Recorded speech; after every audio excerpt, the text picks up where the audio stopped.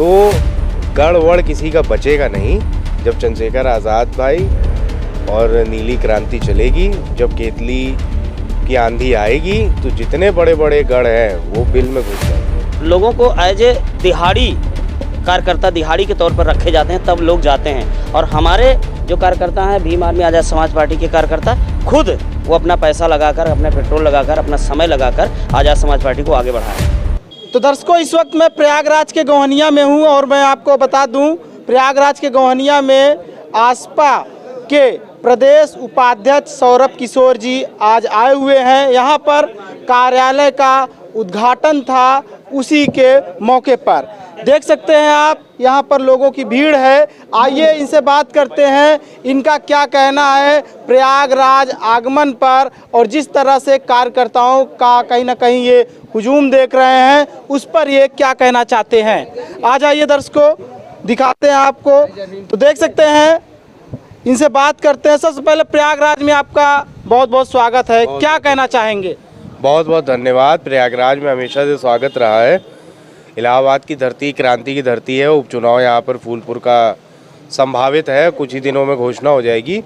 उसी की तैयारी के सिलसिले में पार्टी की तरफ से मुझे यहाँ पे लगाया गया है।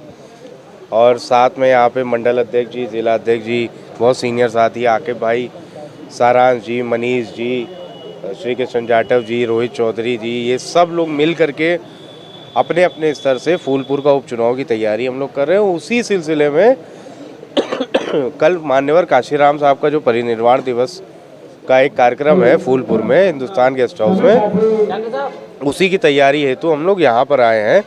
ज़्यादा से ज़्यादा अपील करने लोगों से कि आप लोग आज़ाद समाज पार्टी को और जो घोषित प्रभारी हैं शाहिद अख्तर खान जी, उनको मजबूती देने के लिए ज़्यादा से ज़्यादा संख्या में आप अपने हौसले को दिखाइए, वहाँ पर आके अपनी ताकत को दिखाइए और पार्टी को भी मजबूत कीजिए।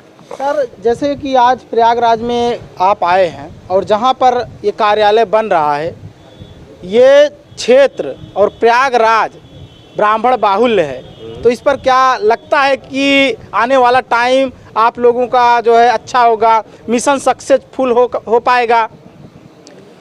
देखिए, राजनीति में ये किसी को कहना कि किसी जाति विशेष या धर्म विशेष का बाहुल्य है, तो बड़े बड़े बाहुबलियों को गिरते हुए इलाहाबाद नहीं देखा है, बड़े बड़े लोगों को बनते हुए इलाहाबाद नहीं देखा है।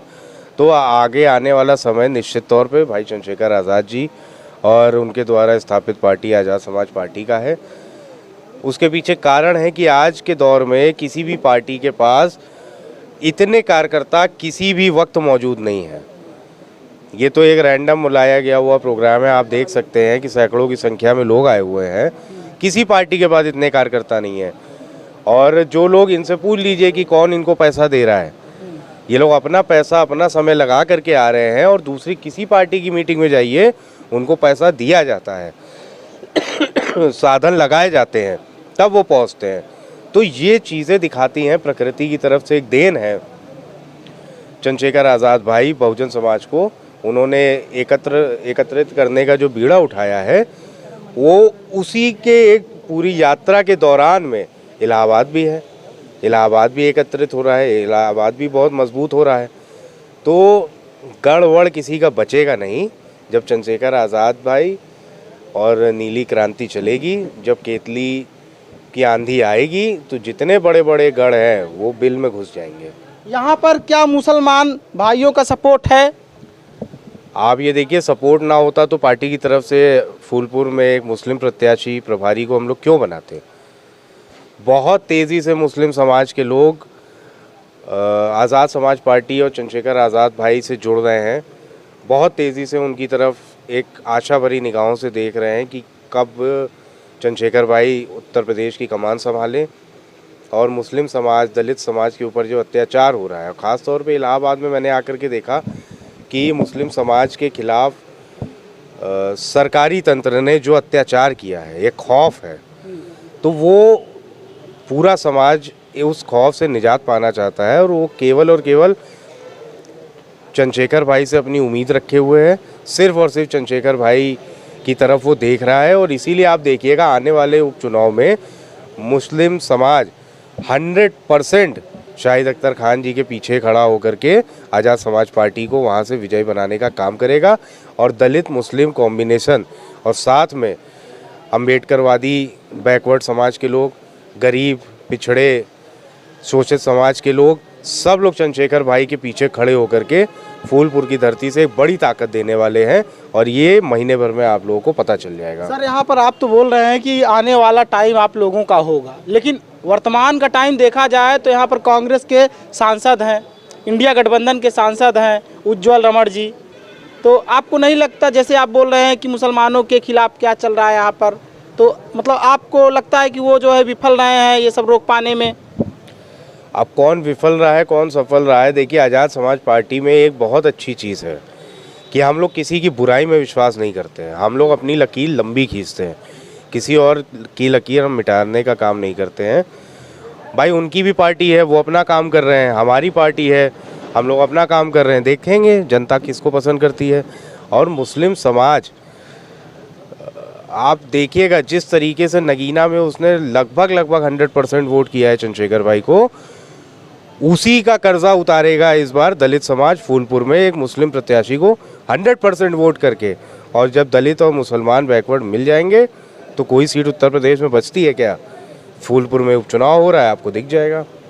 तो सर आज जो है हरियाणा का रिजल्ट भी आया, कहीं ना कहीं जो आसपा का गठबंधन था जो है जेजेपी के साथ, वो उतना अच्छा परफॉर्म नहीं कर पाया और कहीं ना कहीं विफल रहा, उस पर क्या कहेंगे? और भाजपा पुनः सरकार बनाती हुई दिख रही है वहाँ।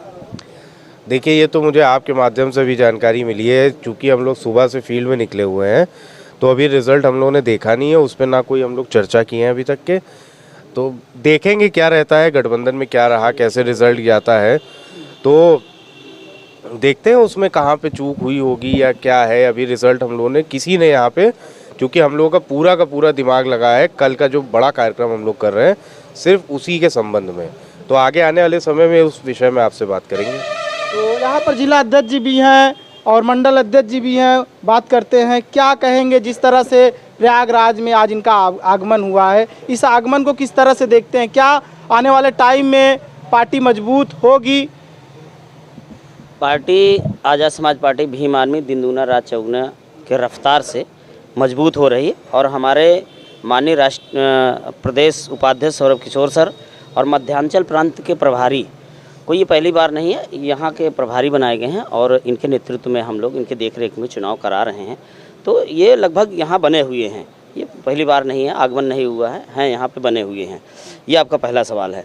और मजबूती की जो बात है आप खुद देख लीजिए, आज़ाद समाज पार्टी जैसा कभी हमारे माननीय प्रदेश उपाध्यक्ष जी कह रहे थे कि लोगों के पास कार्यकर्ता नहीं है, हमारे पास कार्यकर्ताओं की कमी नहीं है, लोगों को एज ए दिहाड़ी कार्यकर्ता दिहाड़ी के तौर पर रखे जाते हैं, तब लोग जाते हैं। और हमारे जो कार्यकर्ता हैं भीम आर्मी आज़ाद समाज पार्टी के कार्यकर्ता खुद वो अपना पैसा लगाकर, अपना पेट्रोल लगाकर, अपना समय लगाकर आज़ाद समाज पार्टी को आगे बढ़ा रहे हैं।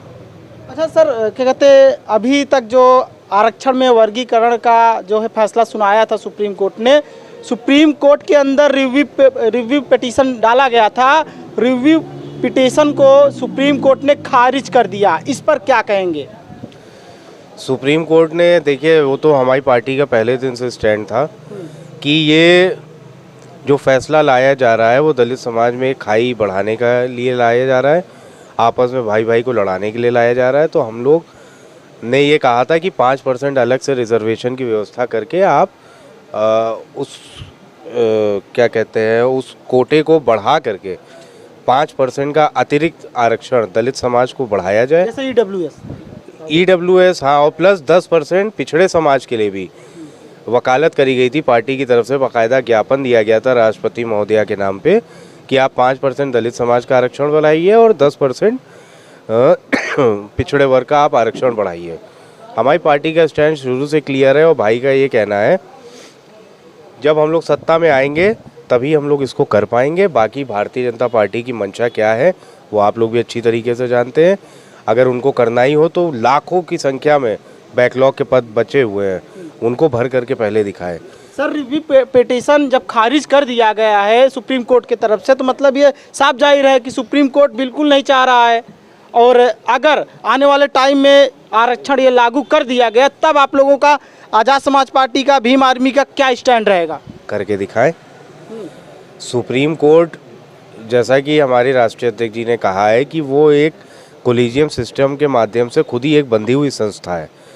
उनके यहाँ जो जिनके फोर फादर्स जज थे उन्हीं का आज पोता भी जज है, तो उस पर टिप्पणी बहुत ज़्यादा नहीं करनी है। इस पर राष्ट्रीय अध्यक्ष जी बहुत कुछ बोल चुके हैं और सुप्रीम कोर्ट का काम कानून बनाना नहीं है, कानून बनाने का काम पार्लियामेंट में है। दम है तो बीजेपी पार्लियामेंट में लेकर के आए उस चीज़ को, फिर हम लोग देखेंगे, उसका विरोध पुरजोर किया जाएगा। और चंद्रशेखर आज़ाद भाई ने दिल्ली में 11 सितंबर को घोषणा करी थी कि हम लोग एक बहुत बड़ा मूवमेंट दिल्ली में दोबारा करेंगे, और आगे जो भी पार्टी का स्टैंड होगा वो आप लोगों को जिला अध्यक्ष जी, मंडल अध्यक्ष जी के माध्यम से आपको पता चलता रहेगा। हमारी पार्टी कड़ी निंदा करती है इस चीज़ की।